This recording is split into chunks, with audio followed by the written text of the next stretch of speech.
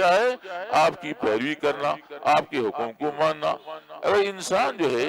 ایک طرف دعویٰ کرتا ہے کہ میں اللہ کے رسول صلی اللہ علیہ وسلم سے محبت کرتا ہوں، اور دوسری طرف جو ہے آپ کے عمل کا انکار کرتا ہے، آپ کے نمونے کا انکار کرتا ہے، چاہے وہ انکار زبان سے کرتا ہو، چاہے وہ انکار اپنے قول اپنے عمل سے کرتا ہو، تو ایسا آدمی جو ہے جھوٹا مدعی ہے۔ شاعر کہتا ہے لو كنت صادقا في حبك لاطعته ان المحب لمن يحب يطيع۔ اگر تم ان کی محبت میں سچے ہوتے تو ان کی پیروی کرتے، کیونکہ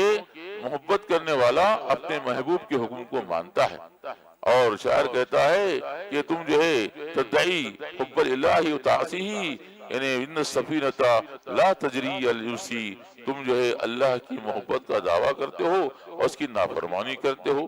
بے شک کشتی خشکی پہ نہیں چلتی ہے، ریت پر کشتی نہیں چلتی، کشتی جو ہے پانی میں چلتی ہے۔ تو تم اللہ رسول سے محبت کا دعویٰ کرتے ہو اور ان کے حکم کی خلاف ورزی کرتے ہو۔ اللہ تبارک و تعالیٰ نے فرمایا اطیعوا رسول، رسول اللہ صلی اللہ علیہ وسلم کی اطاعت کرو، اور اللہ کے رسول کی اطاعت کے بجائے غیروں کی اطاعت کرتا ہے۔ اللہ کے رسول صلی اللہ علیہ وسلم نے فرمایا کہ تم جو ہے میری اطاعت کرو، میری پیروی کرو۔ ہم جو دوسروں کی پیروی کرتے ہیں، غیر اقوام کی پیروی کرتے ہیں، دوسروں کی پیروی کرتے ہیں، اور یہ سمجھتے ہیں کہ ہم دعوی محبت کافی ہے، تو محبت کا دعویٰ کافی نہیں، بلکہ محبت کے ساتھ ثبوت ضروری ہے۔ اللہ تبارک و تعالیٰ نے فرمایا اعوذ باللہ السمیع العلیم من الشیطان الرجیم قل ان کنتم تحبون اللہ فاتبعونی یحببکم اللہ یغفر لکم ذنوبکم واللہ غفور رحیم۔ آپ اے نبی صلی اللہ علیہ وسلم ان سے کہہ دیجئے کہ اگر تم واقعی اللہ سے محبت رکھتے ہو تو میرے رسول کی پیروی کرو، تو اللہ تبارک و تعالیٰ تم سے محبت کرے گا اور تمہارے گناہوں کی مغفرت فرمائے گا۔ بے شک اللہ تبارک و تعالیٰ بہت ہی مغفرت کرنے والا، بہت ہی رحم کرنے والا ہے۔ تو صحابہ کرام رضی اللہ تعالیٰ عنہ اجمعین اس کو آزمائش کی آیت کہتے تھے۔ یہ آیت آزمائش کی ہے، یعنی اللہ تبارک و تعالیٰ آزما رہا ہے کہ کیونکہ بہت سارے لوگوں نے اللہ کے رسول صلی اللہ علیہ وسلم کے زمانے میں اللہ سے محبت کا دعویٰ کیا، تو اللہ سے محبت کے دعوے کا مطلب یہ ہے کہ میں جنت کا حقدار ہوں، مجھے جنت ملنی چاہیے، مجھے جہنم سے بچانا چاہیے اللہ تعالیٰ کو، کیونکہ میں مجھ سے محبت کرتا ہوں۔ جب میں آپ کا محب ہوں، چاہنے والا ہوں، محبت کرنے والا ہوں، تو آپ مجھ کو کیسے جو ہے جہنم میں ڈال سکتے ہو؟ کیسے مجھ کو آپ جو جنت سے محروم کر سکتے ہو؟ کیسے میری آخرت کو ناکام کر سکتے ہو؟ تو ٹھیک ہے، اگر واقعی تم اللہ سے محبت کرتے ہو تو دلیل پیش کرو۔ تو دلیل کیا ہے؟ اتباع رسول، اللہ کے رسول صلی اللہ علیہ وسلم کی پیروی کرنا۔ تو جو آدمی کہتا ہے کہ میں اللہ سے محبت رکھتا ہوں، اس کی بندگی کرتا ہوں، اس سے محبت رکھتا ہوں، تو اس کے عمل کو دیکھا جائے گا۔ اگر وہ اس کا عمل، اس کا اٹھنا بیٹھنا، کھانا پینا، کمانا خرچ کرنا، عبادات، عقیدہ، سب جو ہے اللہ کے رسول صلی اللہ علیہ وسلم کی پیروی میں ہے، تو ماشاءاللہ اس کا دعویٰ سچا ہے، وہ سچا مدعی ہے، اور انشاءاللہ اس کو اس کا اجر و ثواب ملے گا۔ لیکن اگر اس کا عمل اس کے خلاف ہے،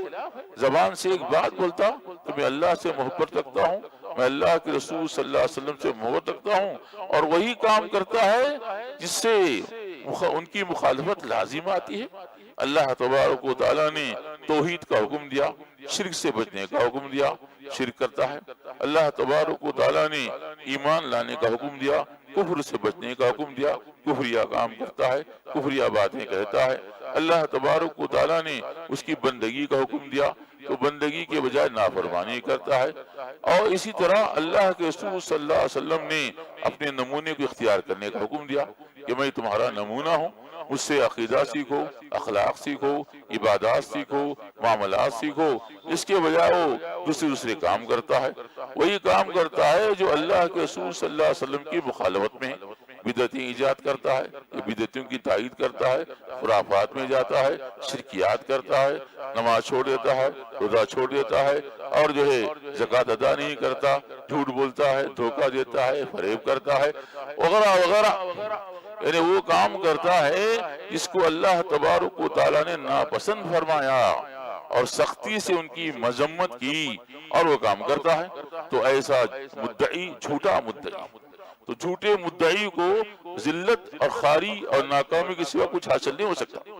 دنیا میں بھی کوئی آدمی دعویٰ کرے کسی زمین کے بارے میں، کسی مال کے بارے میں میری ہے، تو دلیل پوچھا جاتا ہے عدالت میں، دلیل نہیں پیش کیا تو ذلت و خاری اور جرمانے کے ساتھ اس کو وہاں سے نکال دیا جاتا ہے۔ تو یہ تو اللہ کا دربار تو بہت ہی عظیم الشان دربار ہے، اور یہاں کی کامیابی بہت ہی عظیم الشان کامیابی ہے اور ہمیشہ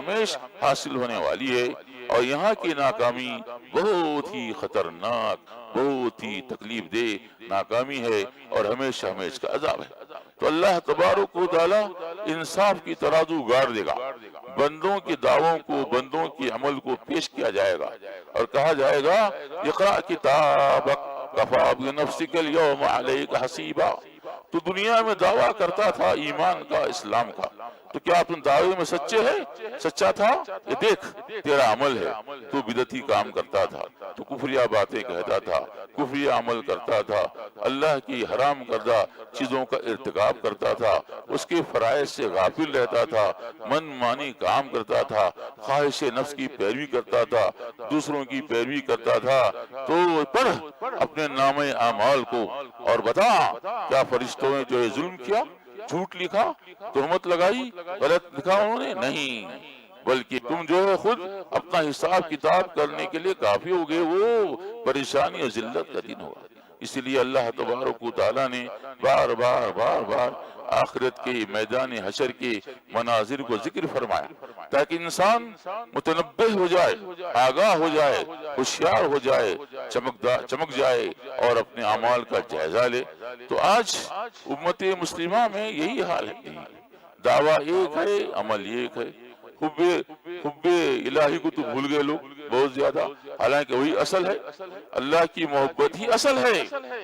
ایمان کی جڑ و بنیاد ہے، اسی کے بنیاد پر تمام اعمال قبول کیے جاتے ہیں،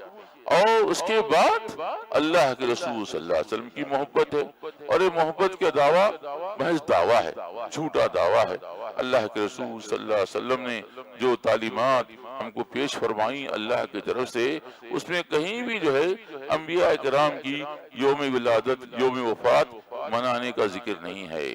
بلکہ صرف اللہ کی بندگی کرنے اور انبیاء کرام کے عمل کو نمونہ بنانے کا حکم ہے۔ لَقَدْ كَانَ لَكُمْ فِي رَسُولِ اللَّهِ أُسْوَةٌ حَسَنَةٌ، تمہارے لیے اللہ کے سنت بہترین نمونہ ہے،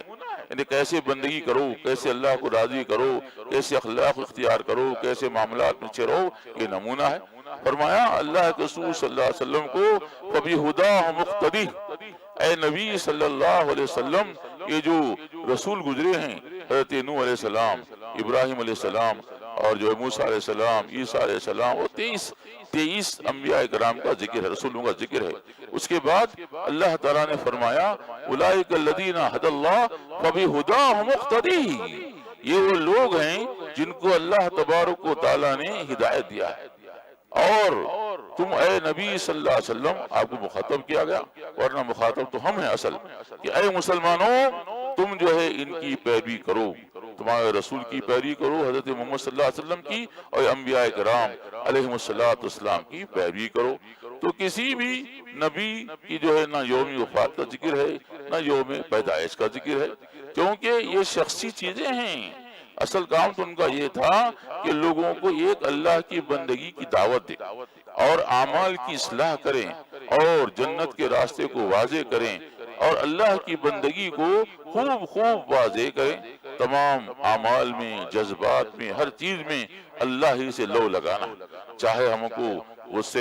غصے کی حالت ہو یا رضامندی کی حالت ہو، حیرت کی حالت ہو، تعجب کی حالت ہو، خوشی کا موقع ہو، غم کا موقع ہو، سب چیزوں میں اللہ کی بندگی کرنا ہے۔ اور اللہ تبارک و تعالیٰ نے جن صفات کو پسند فرمایا، صبر کو، شکر کو، توکل کو، تقوی کو، اور اسی طرح دیگر صفات کو جو اللہ تبارک و تعالیٰ نے پسند فرمایا ہے، ان کو اختیار کرنا اور اس کے کلام کو پڑھنا، سمجھنا، اس سے ہدایت کو حاصل کرنا، اس کے نبی صلی اللہ علیہ وسلم کی پیروی کرنا، یہی جو ہے نجات کا راستہ ہے۔ جی، کسی شخصیت